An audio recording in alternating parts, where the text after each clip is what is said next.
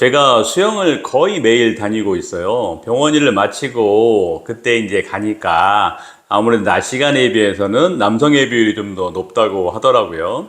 제가 다니는 스포츠 클럽이 굉장히 큰 곳이라서 헬스클럽도 크게 있고 사이클이나 골프 이런 운동을 하시는 분들도 많이 계신데 모두 샤워실은 공유하고 있습니다. 그런데 제가 이 샤워실에서 남성분들 몸을 좀 보면 이렇게 뒷모습이 이런 분들이 많이 있으세요. 모양이 좋지가 않죠. 그래도 관리를 하시는 분들인데 말이죠. 저랑 이제 아는 분들은 이 부위를 이제 가끔 저한테 얘기하면서 뭐 불만이다 이렇게 얘기하시는 분들이 많이 있으시죠. 그리고 실제로 제가 병원에서 남성분들 상담을 하다 보면 이 부위 때문에 고민을 하시는 분들이 많이 오십니다. 벗었을 때 모습이 당연히 뭐 좋지가 않고 또 옷 입기도 굉장히 불편하고 옷 맵시도 나쁘죠. 여성분들보다는 아무래도 덜 예민하기는 하지만 남성들도 개인별로 뭐 본인의 상황이나 어떤 바람이 굉장히 다르기 때문에 고민을 하시는 분들이 있죠. 우선 늘어난 지방이 원인이 되겠죠. 그런데 남성분들 특히 이제 40대가 넘어가는 이런 분들은 피하 지방에 비해서 내장 지방의 비율이 높은 분들이 많이 있습니다.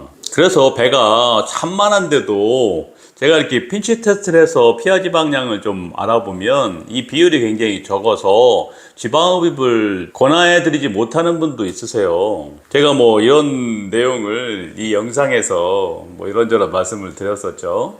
그런데 내방 지방이 많아도 앞쪽과 달리 이 옆구리 뒷구리 쪽은 잘 튀어나오지가 않습니다. 그래서 남성의 허리 쪽에 이런 볼륨의 지방은 피하 지방의 비율이 많이 높은 편이에요.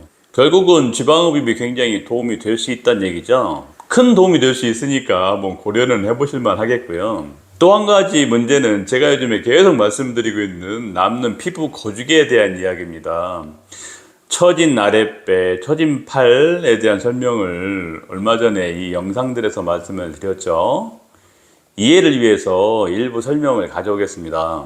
학문적으로 따지면 좀 복잡하지만 일반적으로 성인이 된 다음에 우리의 지방세포 개수는 좀 정해져 있다고 하죠. 그래서 이 세포의 개수는 비슷한데 살이 찔 때 이 각자의 지방세포가 커져요. 근데 이런 게 굉장히 많이 커질 수가 있어서 아무튼 살이 찔 때 이게 굉장히 많이 이제 커지다가 살을 뺐어요. 그러면 지방세포가 줄어들게 되죠. 같은 숫자 내에서 이 지방세포의 크기가 커졌다 작아졌다 하는 겁니다. 그런데 이것을 덮고 있는 피부세포는 달라요. 피부세포는 많이 늘어날 수가 없기 때문에 밑에서 지방이 많이 증가하면 이걸 덮어줘야 되니까 피부세포가 세포 분열을 하면서 개수가 많이 늘어납니다. 넓어지게 되는 거죠. 그런데 살이 빠질 때 이 세포가 원래 숫자로 돌아가지가 않아요. 그냥 안으로 이렇게 찌부라들면서 여분의 이제 조직이, 피부 조직이 이제 많이 남게 됩니다. 이것이 반복되면서 복부의 볼륨을 추가로 만들게 됩니다.